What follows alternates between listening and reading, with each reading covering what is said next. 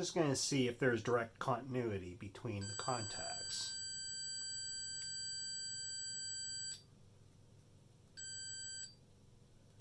That one was showing 0 resistance all the way around.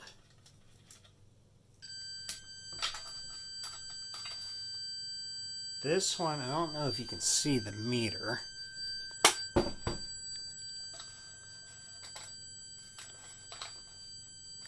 This one fluctuates a little bit. So now, I don't know if that will have anything to do with it. There might be a little bit of dirt stuck in there. Not sure. Fortunately, the only thing I can see as far as the contacts go is like right through that little hole where the wires go. So what I'm going to try and do, I have some little bit of CRC lubricant. I'm going to shoot that in there and see if I can clean up if there is anything on the contacts. Just clean it up a little bit and see if that affects the performance any. Okay, so I shot a small amount of this. Supposedly it's plastic safe, improves electrical properties. So it's kind of almost like a dielectric oil, I guess you could say. So right now I have my leads connected together so we can kind of see the resistance of them, and we're going to test this again.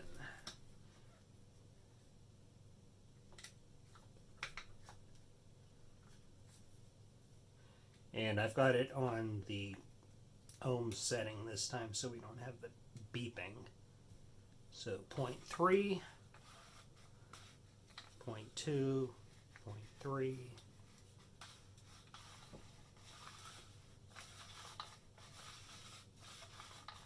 Okay, so we're about 0.3.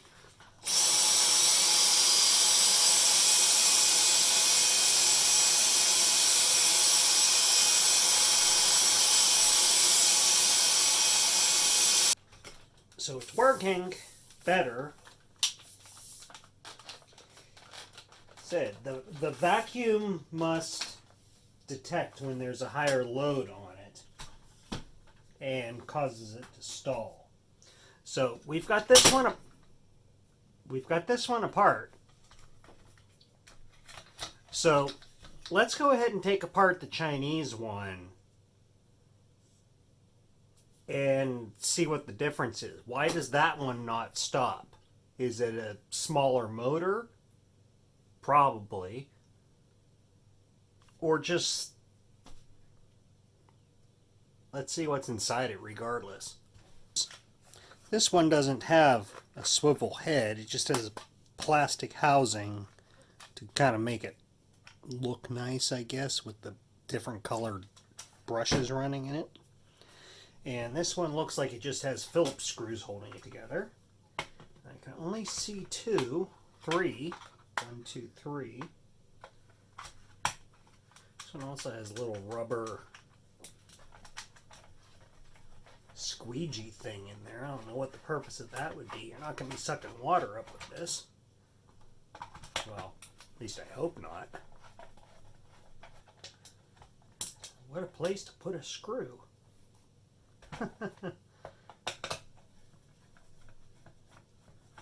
Okay, correction. 4 screws holding the top on this.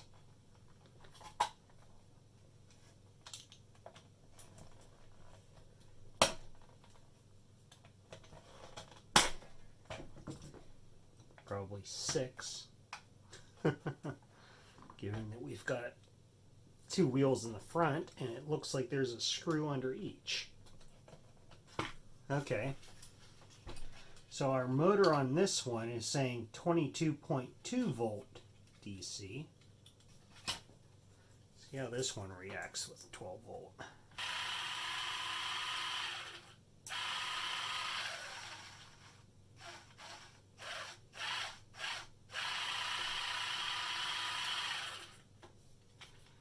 Now Now that was 12 volt.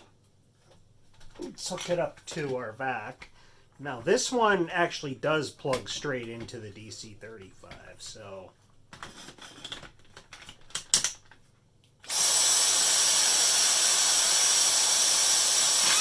whoops.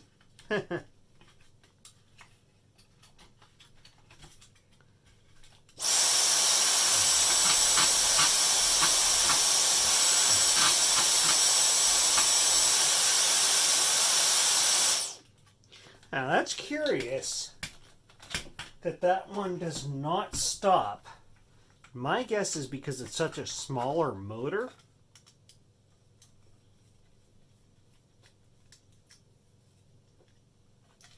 This has to be just a gear drive.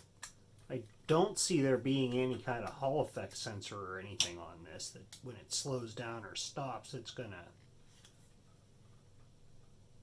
kick out. But who knows?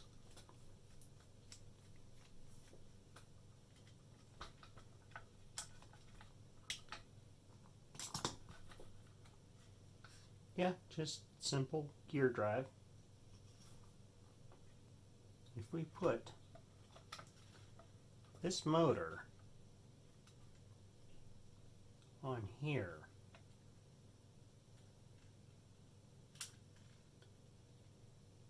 it looks like we might be able to. Shaft size appears to be the same.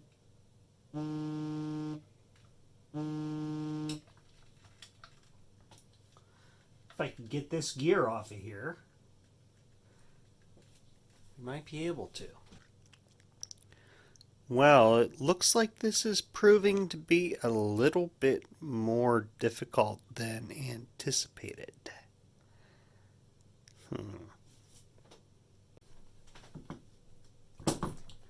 Took a lot longer than I was expecting it to. So this is the original motor that was in the Dyson. The screws appear to be,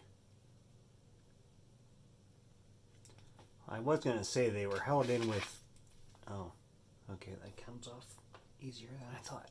Anyway, screws appeared to be held in with some sort of Loctite. It is green. It could just be some sort of super glue, not sure. It was fairly easy to get the drive gear off of the tiny motor and off of the original motor. However, the shaft on the tiny motor was longer, so after I drove the drive gear onto this, I had to grind the remainder of the shaft off because it was hitting the inside of the gear housing.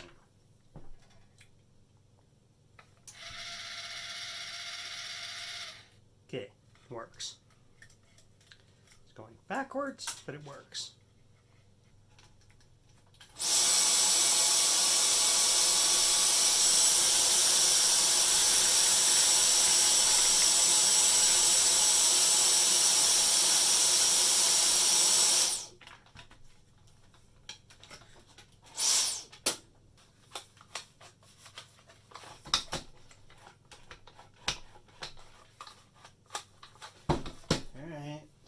Still works.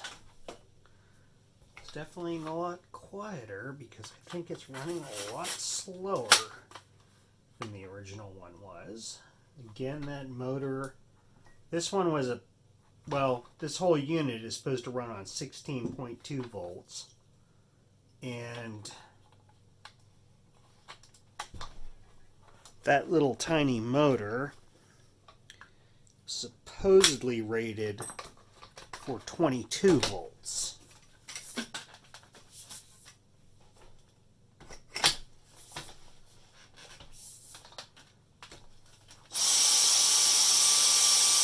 Yeah, that goes a lot slower.